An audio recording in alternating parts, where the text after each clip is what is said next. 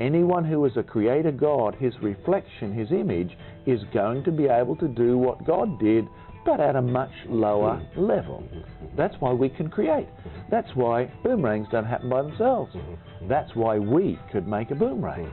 And for those of the audience who may be philosophers out there, they may recognise that what we've just done is a very upgraded, Australianised version of David Hume versus Mr. Paley.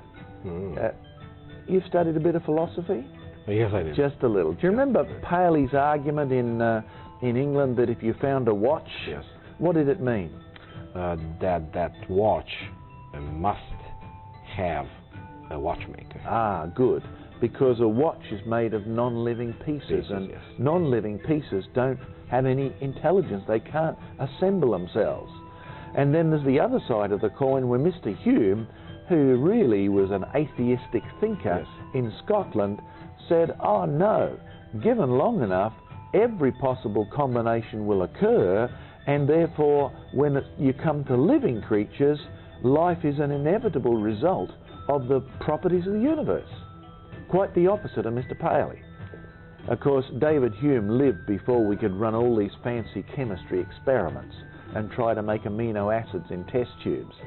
And of course, if he'd lived long enough, I would delight in debating the man with some of our evidence, because you are familiar with the latest theories of evolution, aren't you? Yes, quite a bit. You see, the theory says carbon molecules, or atoms, and hydrogen, and oxygen, and nitrogen, somehow, as a result of the properties of the universe, got together in a meaningful way, and voila, there you are. C'est moi. Huh? Yeah. Okay, so that's their argument. Now, can you see where they just got caught out? Or have I said it too fast for you? Now, if you can't, don't apologise, because the average professor can't either. It's gone. I feel much better. You feel much better now? Yeah. That's good. I'm glad.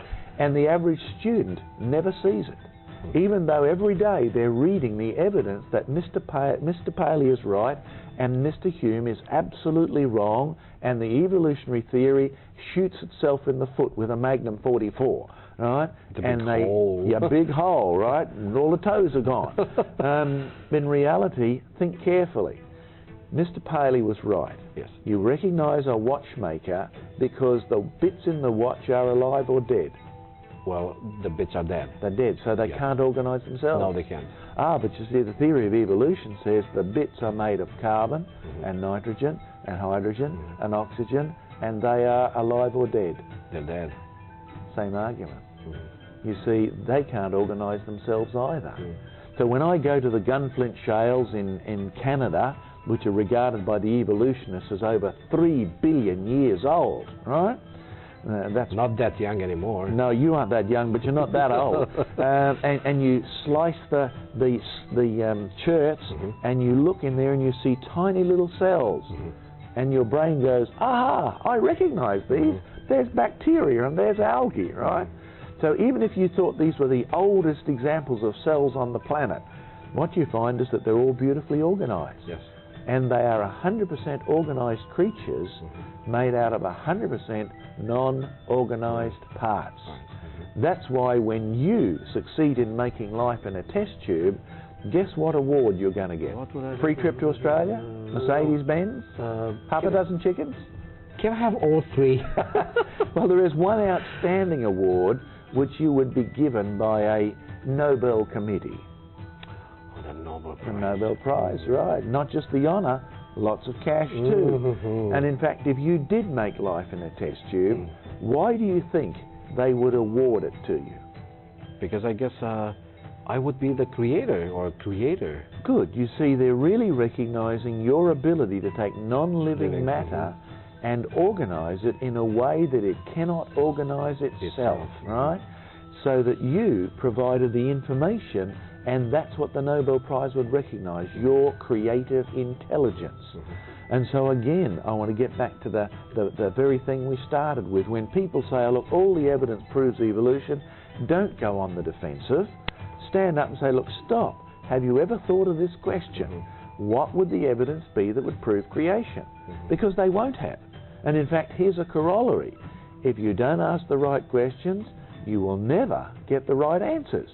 So if you want the right answers, you have to find out what the right questions are. Excellent. And if you only ask the wrong questions, don't ever expect to get anywhere near the right answers.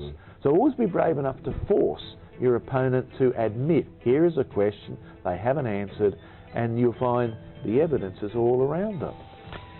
Well, Mr. Mackay, let me ask you, as a wrap-up of everything you said today, so many times we need to make choices. Yeah.